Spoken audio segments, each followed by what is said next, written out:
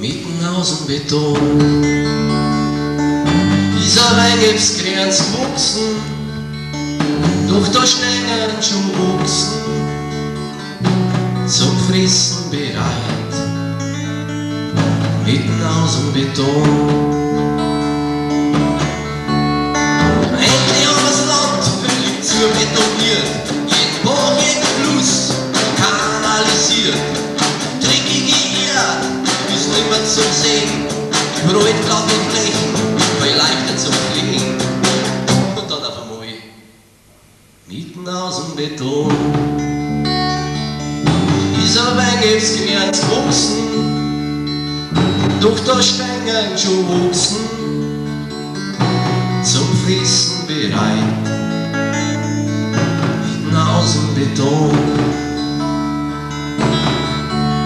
Kein Baum mehr daher, kein Blätter Verschmutzung, kein Beton ist stabil, was keine Nutzung. Endlich braucht man kein Gift mehr spritzen, was Unkraut und Viecher muss hier präzise. Mitten aus dem Beton ist ein Weingipsgrenz gewachsen, doch da stehen schon Ochsen zum Fressen bereit. Mitten aus dem Beton.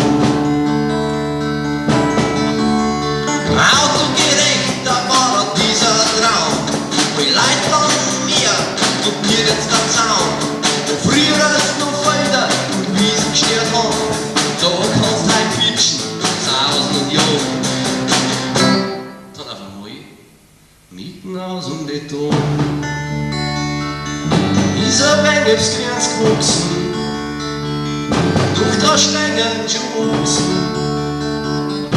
zum Fressen bereit. Mitten aus dem Beton.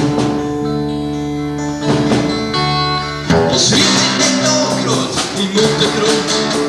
Das grüne Quarz riecht uns zu ganz Grund. Wenn dies nicht sein wollen, abwärts zum Ochsen, dann brauchen wir ein wenig nur der Ochsen. Mitten aus dem Beton